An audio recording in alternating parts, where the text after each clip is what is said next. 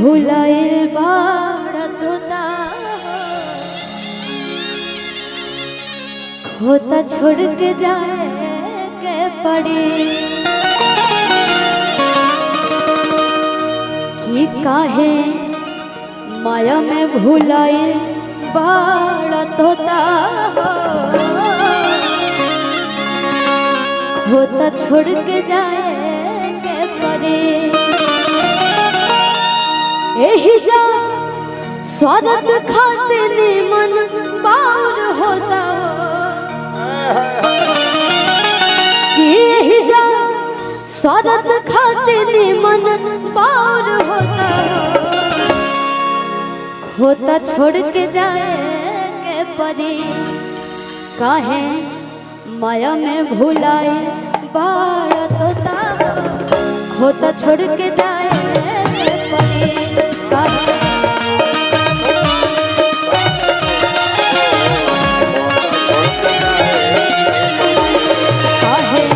माया में भुलाई बड़ा तोता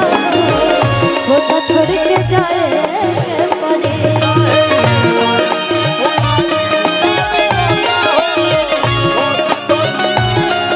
यही जब स्वागत खाते मन बार होता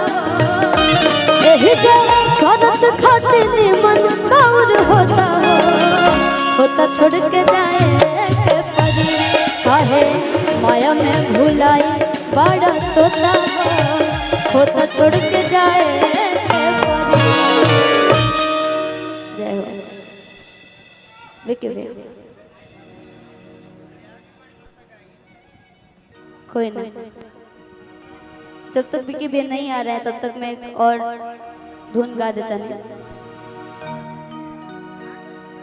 कि प्रेम चिन्हेला नया आदमी कौन जात हा कि प्रेम नाच के नेगा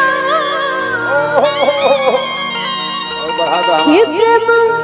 नाच के नेगा कि झूठ बात हा प्रेम चिन्हेला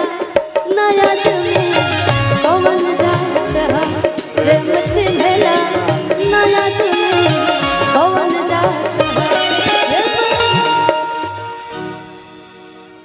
हाँ बिल्कुल और हम चाहूँ कि हम गा लेने 2-3 गो गाना जो हमने के चाहे और सब कलाकार एक बारी गा ले ओकरा बाद आप लोग जो हमारा गाना के प्यार देले बने जाए इतारा फैसला नहीं करेगा फैसला बिकी करी है इसी में गाए इसी शिवानी जी हेलो रौरा कहनी है कि प्रेम चिन्हेला ना आदमी कौन जात था सही बात है प्रेम के आगे सब कुछ बिका जाला ई भोजपुरिया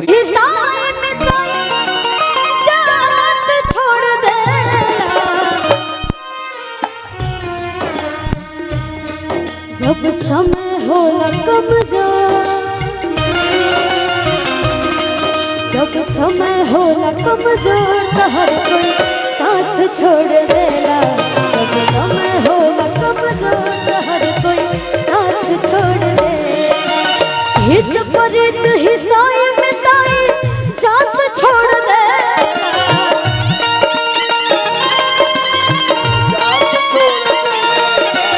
हित परित हिताई मिताई जात छोड़ देला जब समय हो कमजोर लाइट को वाइट ही रखिए ज्यादा कलर वाला मत करिए ठीक ना जब समय हो कमजोर तो हर कोई साथ छोड़ देला जब समय हो कमजोर तो हर कोई साथ छोड़ देला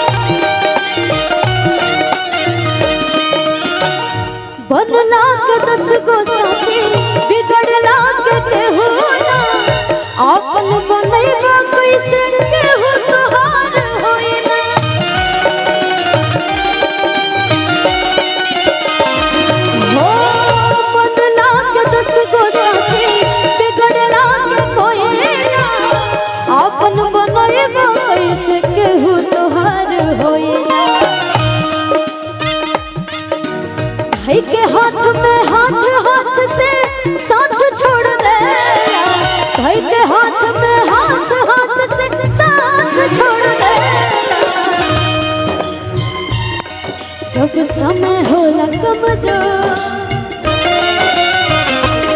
हो जब समय होला कमजोर तो हर कोई साथ छोड़ देला। जब समय होला कमजोर तो हर कोई साथ छोड़ देला।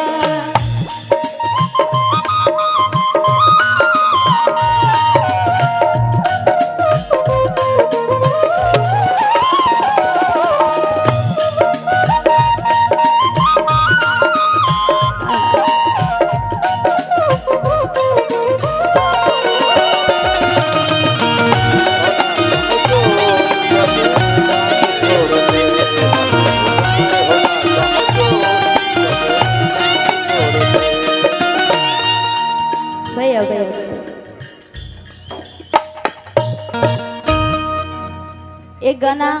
बस कोड पगाए ओकरा बाद भैया कहे से कि हम चाहता नहीं कि सब आदमी दो दो गो गीत गा ले ओकरा बाद आरा चाला में कुछ नहीं बीकी जोन चाहिए तो ना है ओहे के चाहता नहीं।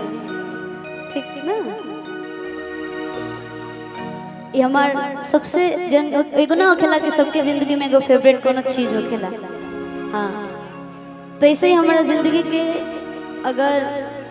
जाए जाए तो हमारी जिंदगी के सबसे फेवरेट सॉन्ग है। वाह जी वाह। काहे